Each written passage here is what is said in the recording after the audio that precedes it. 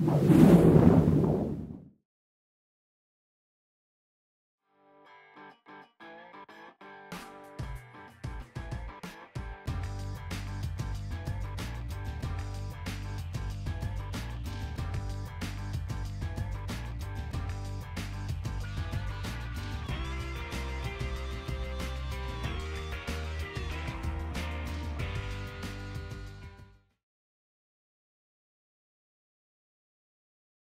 पे ऐसे पढ़ना है बच्चों। सेक्शन कौन सा? 2 clause 15 definition of charitable purpose. कितनी अमेंडमेंट है? 2। अमेंडमेंट 1 बोलो क्या? योगा ऐड हो गया, और अमेंडमेंट 2 बच्चों प्रोवाइजो चेंज हो गया। तो सर अगर आप ये वाले पोर्शन में फॉल करते हैं, हाँ जी इस वाले पोर्शन फॉल करते हैं, तो सर आपको एज सच कोई भी 20% वाली लिमिट आपके ऊपर एप्लीकेबल नहीं है। आपने क्या करना है? सिर्फ और सिर्फ सर आपने वो 15%, 85% और जितनी भी फॉर्मेलिटीज है वो फॉलो करनी है। बाकी आपको 20% वाली कोई कंडीशन फॉलो करने की जरूरत नहीं है। लेकिन अगर आप जनरल पब्लिक यूटिलिटी में, बोलो कहां पे, तो सर आपको 2 बातों को ध्यान रखना है। कमर्शियल ट्रेड बिजनेस के नेचर में अगर कोई भी एक्टिविटी है तो वो जनरल पब्लिक यूटिलिटी के लिए हो, और उसकी रिसिप्ट 20% ऑफ टोटल रिसिप्ट से एक्सीड ना करे। Very good sir. चैरिटेबल को एग्जेम्पशन कौन सेक्शन में मिलती है? सेक्शन 11। सर कहां से? Income derived from property, income from voluntary contribution, that is what? Donation.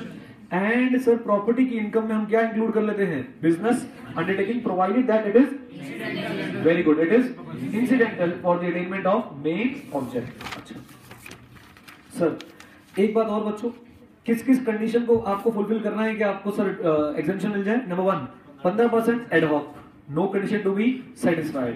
और बच्चों 85% इसी कंडीशन पे कि सर हमने यूज किया हो charitable religious purpose in India.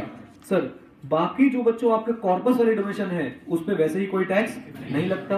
85% या तो आप उस ईयर में यूज कर लो जिस ईयर में रिसीव हुआ है, या फिर उसके अगले ईयर में। अगर आपने इनकम एक ईयर में डिराइव कर ली, रिसीव अगले ईयर में हो रही है, तो किस ईयर में? जिसमें रिसीव हुई, और या उसके अगले ईयर में। Is that clear? बोलो हाँ या ना। सर एक चैरिटेबल ट्रस्ट को कैपिटल गेन कैसे होते हैं? सर कैपिटल गेन हो गए कोई बात नहीं, आप चेक करो amount invested is greater than equal to consideration, net sale consideration. तो बच्चों एग्जेम्पशन किसकी होगी? Entire capital gain. If amount invested is less than sale consideration, then exemption will be sale consideration minus cost of asset transfer. Easy. अच्छा जी, अब बच्चों 15% से ज्यादा एक्यूमुलेट कर सकते हो क्या? Answer is yes. हाँ जी आंसर इज यस। बेटा कितने साल के लिए एक्यूमुलेट कर सकते हो? 5 साल के लिए। 5 साल बाद उसे यूज नहीं किया तो वो क्या हो जाएगा? टैक्सेबल। 5 साल बाद किसी और को डोनेशन दी तो भी क्या हो जाएगा? टैक्सेबल। इन्फॉर्म पहले करना पड़ेगा क्या? Answer is yes. Form number 10 कब तक जाना है? 139 सबसेक्शन 1 तक। एक्यूमुलेशन करना चाहते हो तो रिटर्न भी कब तक फाइल हो जाए? 139 सबसेक्शन 1 तक। कंफ्यूज मत होना, चैरिटेबल ट्रस्ट के रिटर्न का सेक्शन 139(4)(a) है, लेकिन लास्ट में लिखा है this shall be deemed to be filed under section 139 subsection 1। Okay sir 11(5) में क्या लिखा है कि आप जो पैसा एक्यूमुलेट कर रहे हो उसे कहां इन्वेस्ट कर सकते हो? सेफ जगहों पे, UTI, post office, central government की सेविंग सर्टिफिकेट, सेंट्रल गवर्नमेंट के ही कोई कंपनी है उसके डिबेंचर्स या उसकी security, immovable property etcetera etcetera etcetera. Sir अगर टैक्सेबिलिटी निकालने पे आ जाए तो बच्चों एक बात बताओ मुझे कि भाई चैरिटेबल ट्रस्ट की इनकम कब कब टैक्सेबल हो जाती है? ए, आपने चैरिटेबल पर्पस के लिए यूज नहीं करी। बी, आपने उसे 11(5) के मोड में इन्वेस्ट नहीं किया। सी, सर आपने एक्यूमुलेट तो किया था लेकिन सर उसे आपने एक्यूमुलेशन करके एक्यूमुलेटेड वाले पर्पस के लिए यूज नहीं किया। डी, सर आपका ट्रस्ट और जो इंस्टीट्यूशन था वो किसी पर्टिकुलर रिलीजियस कम्युनिटी या कास्ट के लिए काम करने लग गया। और सर आखिरी आपने 13(3) के लिए उसे यूटिलाइज कर दिया। 13(3) में कौन कौन आता है? Founder. Sir relative of founder. HUF है तो एचयूएफ के मेंबर्स। सर सब्सटैंशियल कंट्रीब्यूटर 50,000 से ज्यादा, मैनेजर, ट्रस्टी, क्या बोलते हो हाँ या ना? इनके लिए बच्चों आपने इनकम यूज नहीं करनी। फिर बच्चों एक सेक्शन आया, उसने बोला जी कब कब हम मानेंगे कि इनके लिए इनकम यूज हुई है? आपने 13(3) वालों को कोई फायदा पहुंचाया? हाँ जी आपने जल्दी बोलो। कोई भी फायदा पहुंचाया तो भाई मान लेंगे कि भाई इनकम उनके लिए यूज हुई है, और अब आपके हम एग्जेम्पशंस वापस ले लेंगे। रजिस्ट्रेशन बच्चों को क्या दिया था मैंने? होमवर्क। अच्छा जी अगला पॉइंट, जनरल नोट्स। बच्चों टैक्स रेट चैरिटेबल ट्रस्ट पे कौन से लगते हैं? इंडिविजुअल वाले। सर इंडिविजुअल वाले अगर चैरिटेबल ट्रस्ट को ऑडिट करवाना होता है क्या? Answer is yes. अगर उसकी एग्जेम्पशन से पहले की इनकम 2.5 लाख से ऊपर है तो सर उसको क्या कराना पड़ेगा? ऑडिट। सर ड्यू डेट 30 सितंबर, 139(4)A याद रखना है और 139(1)B याद रखना है।